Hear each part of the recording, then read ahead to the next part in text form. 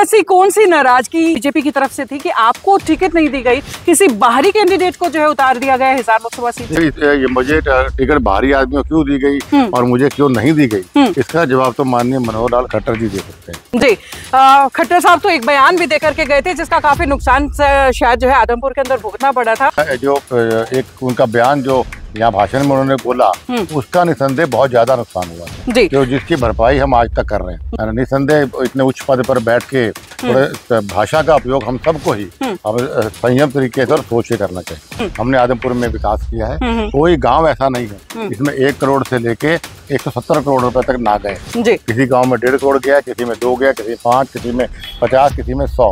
अगर इतने काम उन्होंने करवाए, जिस तरीके से वो भी बार बार बोलते रहे कि मैं 800 करोड़ का बजट लेकर के आया हूँ, तो वो आदमपुर के अंदर दिखाई क्यों नहीं देता है? क्यों आज तक आदमपुर की सड़कों के गड्ढे यूं के यूं? इसलिए मेरा दावा है अगर भव्य बिश्नोई अगर 20,000 से कम जीतता है तो मैं उसकी जीत नहीं मानूंगा जी। भव्य बिश्नोई जब जनता के बीच में थे, वोट मांग रहे थे, तो कहीं ना कहीं बीजेपी के बाकी नेताओं की तरफ से ये इशारे किए जाते थे कि बड़ी जिम्मेदारी शायद उन्हें दे दी जाए। इस बार तो मिली नहीं, अगली बार उम्मीद है क्या? बिल्कुल 100% इस बार ही मिलनी चाहिए थी, किसी कारण से रह गए होंगे बताएंगे, लेकिन आने वाले समय में भव्य 100% डेप्यूटी सीएम बनेंगे या कैबिनेट मिनिस्टर जरूर। बात लोकसभा सीट की हो, राज्यसभा सीट की हो या फिर भव्य को मंत्री पद की हो, हमेशा ही कुलदीप बिश्नोई देने के समय सबसे पीछे क्यों, लेने के समय सबसे आगे क्यों? देखिए आपकी बात सही है कि मेरा इस्तेमाल खूब हुआ और मैं उनके आशाओं पे अपेक्षाओं मेरे हिसाब से मैं खरा उतरा हूँ। राजस्थान में लगभग 34 सीटों पर मेरी मांग आई थी और मैं 27 सीटों पर जा पाया और जनता के सहयोग आशीर्वाद से 22 सीटें जिताने मेरा बहुत अहम योगदान रहा। लेकिन निसंदेह मेरे कार्यकर्ताओं में बहुत ज्यादा आज तक इस बात का गुस्सा है कि हमारे नेता का जो उनके कद के हिसाब से उनको सम्मान नहीं दिया जा रहा, तो उनको हम मना रहे हैं। बिल्कुल तो आदमपुर हल्के की जनता की गिरदावरी तोड़ने का प्रयास देवीलाल जी ने भी कर लिया, बंसीलाल जी ने भी कर लिया, हुड्डा साहब ने भी कर लिया, चौटाला साहब ने भी कर लिया। कितने बड़े बड़े नेताओं ने गिरदावरी तोड़ने का प्रयास किया। उनको पता है कि आदमपुर हल्के का विकास किसी ने किया तो चौधरी भजनलाल परिवार ने किया और आगे कोई कर सकता है तो चौधरी भजनलाल परिवार कर सकता है। ये सिर्फ आदमपुर हल्के को खराब करने आए।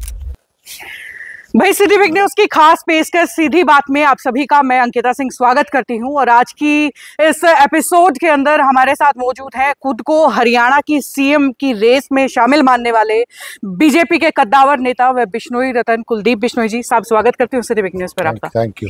आजकल राजनीतिक गलियारों में आपके बयानों की चर्चाएं खूब हैं। सबसे पहले सीएम फेस को लेकर के अगर हम बात करें, हालांकि अमित शाह जी ये बात कह चुके हैं कि अगर आने वाले समय में बीजेपी की सरकार बनती है तो सीएम जो है वो नायब सिंह सैनी रहेंगे।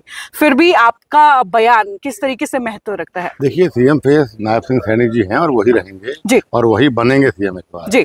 मेरे को सवाल ये पूछा गया था कि भाई क्या आप सीएम की का इच्छा खत्म हो गई या लोगों की विचारना खत्म है या रेत में नहीं है जी। तो मैंने कहा राजनीति में हम सेवा करने आए हैं और सेवा तभी कर पाता है जब आदमी उच्चतम पद पे पहुंचता है तो बेहतर सेवा कर पाता है। तो निसंदेह में सीएम की जरूर कभी कभी हमारा नंबर भी आएगा, लेकिन इस बार जो बात है वो 100% नायब सैनी जी हमारे मुख्यमंत्री का चेहरा है।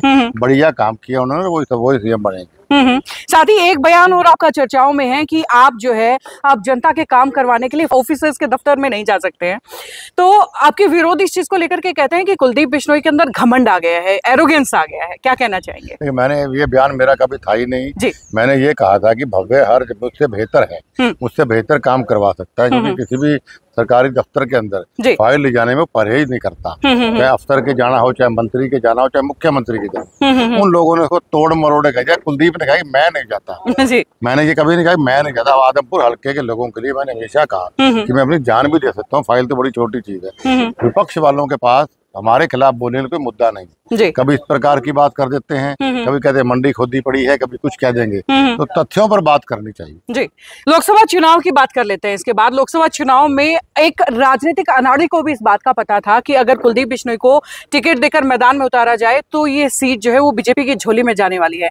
मगर ऐसी कौन सी नाराजगी बीजेपी की तरफ से थी कि आपको टिकट नहीं दी गई, किसी बाहरी कैंडिडेट को जो है उतार दिया गया हिसार लोकसभा सीट से? देखिए ये निसंदेह ये बात आपकी सही है कि से मुझे टिकट मिलती तो हरियाणा में हाईएस्ट मार्जिन से मैं जीतता जनता के आशीर्वाद से। लेकिन ये मुझे टिकट बाहरी आदमियों क्यों दी गई और मुझे क्यों नहीं दी गई, इसका जवाब तो माननीय मनोहर लाल खट्टर जी दे सकते हैं। जी, खट्टर साहब तो एक बयान भी देकर के गए थे जिसका काफी नुकसान शायद जो है आदमपुर के अंदर भुगतना पड़ा था, और लोगों को उम्मीद थी कि आप भी जो इस बयान से काफी नाराज हुए हैं, जिस पर मनाने के लिए नायब सिंह सैनी आपके पास पहुंचे थे। एक बयान उन्होंने दिया, उस बयान से बहुत ज्यादा नुकसान न केवल हिसार में बल्कि पूरे प्रदेश में हुआ और राजस्थान तक के लोगों में प्रभाव था। लेकिन उसके बाद मुझे एक वीडियो बनाना पड़ा लोगों को शांत करने के लिए, तो तभी लोग शांत हुए। निसंदेह इतने उच्च पद पर बैठ के थोड़े भाषा का उपयोग हम सबको ही संयम तरीके से और सोच के करना चाहिए। तो मानते हैं कि खट्टर साहब के कई बयानों का नुकसान और खट्टर साहब की कई चीजों का नुकसान जो है बीजेपी को उस चीज का नुकसान था, कई चीजों का तो मैं नहीं कह चाहूंगा, लेकिन जो एक उनका बयान जो यहाँ भाषण में उन्होंने बोला उसका निसंदेह बहुत ज्यादा नुकसान हुआ था जो जिसकी भरपाई हम आज तक कर रहे हैं। जी, उसके बाद एक जिक्र ये भी रहता है कि कुलदीप बिश्नोई का जो यूज बीजेपी ने किया है शायद ही किसी और नेता का किया हो, चाहे फिर वो बात हरियाणा की हो या फिर राजस्थान की। लेने के टाइम पे कुलदीप बिश्नोई जो है सबसे आगे रखे जाते हैं और देने के टाइम पे सबसे पीछे, फिर चाहे वो बात लोकसभा सीट की हो, राज्यसभा सीट की हो या फिर भव्य को मंत्री पद की हो, हमेशा ही कुलदीप बिश्नोई देने के समय सबसे पीछे क्यों, लेने के समय सबसे आगे क्यों? देखिए, निसंदेह आपकी बात सही है कि मेरा इस्तेमाल खूब हुआ और मैं उनके आशाओं पे अपेक्षाओं मेरे हिसाब से मैं खरा होता हूँ। राजस्थान में लगभग 34 सीटों पर मेरी मांग आई थी और मैं 27 सीटों पर जा पाया और जनता के सहयोग आशीर्वाद से 22 सीटें जिताने मेरा बहुत अहम योगदान रहा। बाकी सीटें तो मोदी जी के नाम पर जीते थे, लेकिन निसंदेह मेरे कार्यकर्ताओं में बहुत ज्यादा आज तक इस बात का गुस्सा है कि हमारे नेता का जो उनके कद के हिसाब से उनको सम्मान नहीं दिया जा रहा, तो उनको हम मना रहे हैं लोग। नो डाउट जनता के मन में पीड़ा है, लेकिन कुलदीप बिश्नोई के मन में कितनी पीड़ा है और क्या कुलदीप बिश्नोई ने पार्टी हाईकमान के सामने जाकर के पीड़ा जाहिर नहीं की? देखिए, निसंदेह कोई नेता वही है जो अपने समर्थकों की पीड़ा में दुखी हो। तो मैं कभी ना किसी पद के पीछे रहा, ना मैं आज हूँ ना कभी आगे होऊंगा। मैंने जनता की पॉलिटिक्स की है और आगे भी जनता की पॉलिटिक्स ही करूंगा। मेरे कार्यकर्ताओं में गुस्सा है, रोष है, जो लोकसभा के अंदर भी हमें देखने को मिला और वो गुस्सा रोष आज भी है। तो मैं और रेणुका और भव्य हम तीनों मिलकर उनको मनाने में लगे हुए हैं कि भाई आप गुस्सा थोड़ा थूकिए, लेकिन अब कितने कामयाब होते हैं आने वाले 10-12 दिन में पता लगेगा। जी, पहले जो है नेता तो है ही, विधायक भी रहे हैं, आज विधायक के पिता हैं, कैसा एक्सपीरियंस है इस तौर पर? देखिए, मैं विधायक के पिता होने के साथ साथ आदमपुर मेरी जन्मभूमि भी है, कर्म भूमि भी है और मैं आदमपुर वासी होने के नाते मतलब मुझे फक्र इस बात का होता है कि एक नौजवान लड़का जो हार्वर्ड में पढ़ाई छोड़ के इसलिए आया कि मुझे मेरे पिताजी को और आदमपुर को मेरी जरूरत है, और 1.5 साल में हर प्लेटफॉर्म पर भव्य ने बहुत बेहतरीन तरीके से अपने आदमपुर के पक्ष को रखा। चाहे विधानसभा में बोलने की बात थी, चाहे मुख्यमंत्री से मिलकर काम कराने की बात थी या मंत्री अफसरों से, हर प्लेटफॉर्म पे बहुत बेहतरीन तरीके से एक काबिल नुमाइंदा होने का रखा और ये चौधरी भजन लाल जी का रूप लोग उसमें देखते हैं। जी, अगर इतने काम उन्होंने करवाए, जिस तरीके से वो भी बार बार बोलते रहे कि मैं 800 करोड़ का बजट लेकर के आया हूँ, तो वो आदमपुर के अंदर दिखाई क्यों नहीं देता है? क्यों आज तक आदमपुर की सड़कों के गड्ढे यूं के यूं हैं? देखिए, आदमपुर में जिनको नजर आ रहा है, आना चाहिए नजर आ रहा है लोगों को, जहाँ हम जा रहे हैं। मैं तो आज मेरे 13 गाँव पूरे हुए हैं, भव्य ने 8 गाँव कर लिए, रेणुका ने भी 7-8 गाँव कर लिए, हम तो लगभग आधा हल्का पूरा कर चुके हैं। हमें तो कोई नाराजगी देखी नहीं, थोड़ी बहुत व्यक्तिगत नाराजगियां लोगों की जरूर है। और जहाँ तक आपने कहा कि भाई आदमपुर मंडी के अंदर गड्ढे हैं, तो गड्ढों अगर हमने सीवर की पाइपलाइन डालनी है तो गड्ढे खोदने पड़ेंगे, हमने बरसाती पानी की पाइपलाइन डालनी है गड्ढे खोदने पड़ेंगे। पाइप हवा में डलेंगे नहीं, गड्ढों में डलेंगे, या सीवर की लाइन डालनी। बरसाती पानी का काम पूरा हो चुका है, चालू भी हो चुका है। पीने के पानी की पाइपलाइन भी हमने 90% काम पूरा कर दिया है और सीवरेज का काम अभी 5 से 6 महीने लगे, काम जारी है। तो हमने इतना बढ़िया आदमपुर मंडी को बना दिया, सदरपुर, सीसवाल, बालसमंद, इन 4 बड़े गांव के अंदर हमने 100-100, 150 करोड़ रुपए काम मंजूर कराया और काम चल रहे हैं। और मेरा दावा है चैलेंज से,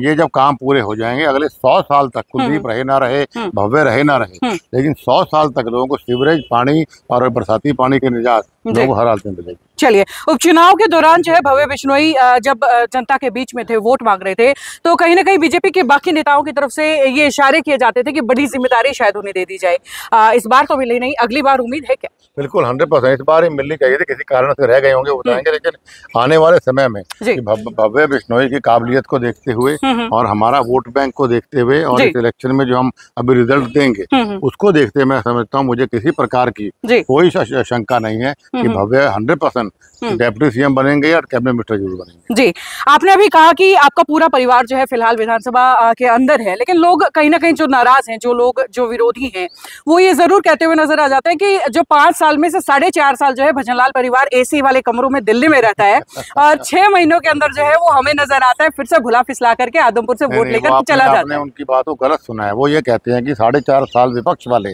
दिखते नहीं है। चुनाव के दौरान को 6 महीने पहले आता है, को 3 महीने पहले आता है, को 2 महीने पहले आता है। आपको मैं एक बात बड़ा स्पष्ट करना चाहता हूँ, हर 10वें दिन भव्य आदमपुर में होता है या फिर मैं आता हूँ। हम दोनों हर हालत रेणुका नहीं आती क्योंकि वो पॉलिटिक्स छोड़ चुकी है एक तरीके से। वो सिर्फ लोगों के बीच में दुख सुख में कभी आ गई रेगुलर बेस पे हम दोनों आते हैं। और 10 दिन में 5 दिन भव्य चंडीगढ़ लगाता है काम। हम 800 करोड़ से ऊपर पैसा लेके आए, तो वो चंडीगढ़ दफ्तरों में जा जाके पैसे आएगा ना, आदमपुर में बैठ के नहीं आएगा। और तीसरी बात है कि चौधरी भजनलाल जी ने एक प्रथा चलाई 50 साल से। चौधरी भजनलाल जी भी दिल्ली रहते थे। चौधरी भजनलाल जी ने भी, आदमपुर की एक दुकान है हमारी जो चौधरी भजनलाल जी का सिंबल माना जाता है। वहाँ पे कोई आदमी जाता है कभी निराश होकर नहीं आता। मुझसे बात कराई जाती है भव्य, या उनके काम किए जाते हैं। और विपक्ष वालों को मैं ये पूछना चाहता हूँ कि जब पिछले 4.5 साल जब होते हैं तब आप ये सामाजिक काम या और काम या गांव में घूमने का ये कर देंगे वो कर देंगे, तब आप कहाँ गए थे? 5 साल हम सेवा करते हैं, वो लोग सिर्फ 3 से 4 से 5 महीने आते हैं। और आज मेरा फिर दावा, हम तो 56 साल से यही हैं, अगले 56 साल भी यहीं रहेंगे। वो हर बार नेता बदलते हैं और चेहरे बदलते हैं, हमारा चेहरा वही है, लोग वही है, प्यार वही। और मैं फिर दावा करता हूं कि 4 अक्टूबर के बाद जो ये लोग घूम रहे हैं 40-42 जितने भी हैं, उनमें से एक भी नजर आ जाए तो वहीं बैठा हूं। जी, अक्सर चुनाव के समय जो है बहुत सारे विपक्षी आपके खिलाफ जो है कई तरीके की बयानबाजियां करते हैं और इस बार एक चीज ये कही जा रही है कि गिरदावरी तोड़ दी जाएगी भजनलाल परिवार की। आज तक जिक्र होता था कि भजनलाल परिवार के सामने चुनाव कौन लड़ रहा है, इस बार का जिक्र ये है सियासी आदमपुर के अंदर कि गिरदावरी तोड़नी है। इसका कितना सियासी नुकसान मानते हैं? ऐसा है कि गिरदावरी हमारी कोई आदमपुर हल्का कोई हमारी बाप दादा की जागीर नहीं है। हमने सेवा की है, जनता का विश्वास जीता है, चाहे वो भजनलाल जी थे चाहे मैं था, और भव्य ने विश्वास भी जीता है। एक गिरदावरी आदमपुर हल्के के हमारे परिवार के लोगों ने की। यही कारण है कि हम हमेशा, भजनलाल जी भी कहते थे, मैं भी और मेरा बेटा भी, कि आदमपुर हल्के से लोगों से हमारा वोटों का रिश्ता नहीं है, हमारा पारिवारिक रिश्ता है। और जैसे गिरदावरी की बात आपने कही, तो आदमपुर हल्के की जनता की गिरदावरी तोड़ने का प्रयास देवीलाल जी ने भी कर लिया, बंसीलाल जी ने भी कर लिया, हुड्डा साहब ने भी कर लिया, चौटाला साहब ने भी कर लिया। इतने बड़े बड़े नेताओं ने गिरदावरी तोड़ने का प्रयास किया, लेकिन आदमपुर हल्के का हर मतदाता, मतलब अब चौधरी भजनलाल जी का अनुयायी है, और चौधरी भजनलाल जी को राजनीति के पीएचडी कहा जाता था। तो आदमपुर हल्के का हर वोटर पीएचडी है, वो अपने पराये का, अच्छे बुरे का फर्क जानता है। उनको पता है कि आदमपुर हल्के का विकास किसी ने किया तो चौधरी भजनलाल परिवार ने किया, और आगे कोई कर सकता है तो चौधरी भजनलाल परिवार कर सकता है। ये सिर्फ आदमपुर हल्के को खराब करने आ रहे हैं। बड़े बड़े चेहरे रास नहीं आए, इसीलिए शायद आपके भाई के नाम की जो सुरसुराहट छोड़ दी गई, चंद्रप्रकाश जी के नाम की, कि शायद जो है कांग्रेस लोकसभा से उन्हें चुनाव लड़वा दे। कई ऐसे जिक्र सुनने को मिलते थे, हांसी से कभी जिक्र निकल आता है, तो उस चीज का कितना नुकसान होता है? कुछ भी नहीं, हमारा क्या नुकसान। आदमपुर हल्के में 2 प्रकार के वोट हैं, चौधरी भजनलाल परिवार और एंटी चौधरी भजनलाल परिवार, और वो हमारे चेहरे देख के वोट डालते हैं। और इस बार जिस प्रकार से भव्य ने काम किए, हम और भजनलाल जी ने भी करे थे, मेरे को तो मौका विपक्ष में था कम मिला, ये मैंने भी थे, लेकिन हमने इस बार नए लोग भी जोड़े हैं काफी बड़ी मात्रा में, चाहे वो किसी बिरादरी का हो। हमने निष्पक्ष होके हमने आदमपुर में विकास किया है। कोई गांव ऐसा नहीं है जिसमें 1 करोड़ से लेके 170 करोड़ रुपए तक ना गए। किसी गांव में 1.5 करोड़ गया, किसी में 2 गया, किसी में 5, किसी में 50, किसी में 100। तभी 800 करोड़ का विकास की हम बात कर रहे हैं, कुछ हुआ है, कुछ पाइपलाइन में है। तो इस बार हमने बड़ी मात्रा में पिछले 1.5-2 साल में हमने नए वोट भी हमारे साथ मिलाए। इसलिए मेरा दावा है, अगर भव्य बिश्नोई अगर 20,000 से कम जीतता है तो मैं उसकी जीत नहीं मानूंगा। एक बहुत बड़ा चैलेंज ये दे रहे हैं। बिल्कुल, लोगों के विश्वास पर। जी, आगामी विधानसभा चुनाव किन मुद्दों पर होगा? उससे पहले कि क्या कोई मलाल है? 1.5 साल जो है फिलहाल भव्य विधायक है वहां से, तो कोई मलाल है, कुछ काम रह गया है? काम हमारे रह गए, बिल्कुल, नो डाउट अबाउट इट। हमने काम तो बहुत करवाए भव्य ने, लेकिन बहुत से काम रह भी गए हमारे, चाहे वो खाड़ों के थे या बिजली के थे या रोजगार के थे या खेतों के रास्तों के थे। काफी इनमें से बहुत काम करवाए, फिर बहुत रह भी गए। अब हमें, जनता को मैं जाके गांव में यही समझाता हूँ कि भाई आप एक मकान बनाते हो, उसको बनने में भी 2-2, 3-3 साल लग जाते हैं। हमको सिर्फ 1.25 साल मिले, 1.5 साल मिला, और 55-56 गांव है हमारे आदमपुर हल्के के अंदर, तो हर जगह थोड़ा विकास करने में टाइम लगता है, और एक दिन में हम मुख्यमंत्री खुद होते तब भी 1.5 साल के अंदर सारे काम एक दिन में नहीं हो सकते थे। तो जिनके काम अभी रह गए हैं, हमारी आगे प्राथमिकता उनकी रहेगी, या रोजगार है, खाड़ है, क्या बिजली है, उनके काम हम प्राथमिकता में पहले करवाएंगे। आगामी विधानसभा के मुद्दे क्या रहेंगे? आखिरी सवाल। मुद्दे विकास का मुद्दा है, नॉन स्टॉप सरकार है हमारी। महराज सिंह सैनी साहब एक मेहनती, ईमानदार, अच्छे मुख्यमंत्री हैं, और पिछले जो 9 साल 10 साल के अंदर जो हमारी सरकार ने विकास की योजनाएं बनाई है, और जो अमल जामा बहुतों को पहनाया सभी को तकरीबन, उसको विकास को नाम को लेकर जनता के बीच में जा रही है। चलिए, बहुत बहुत शुक्रिया आपका हमारे साथ जुड़ने के लिए। तो वही ये है मेरे साथ कुलदीप बिश्नोई जी, जो कदावर नेता है, और इनसे सीधे सवाल हमने पूछे। अगर कुछ रह गया है तो नीचे कमेंट बॉक्स में लिख करके आप भी वो सवाल हमसे पूछ सकते हैं, और लगातार जुड़े रहिएगा सिटी वीक न्यूज़ के साथ। नमस्कार।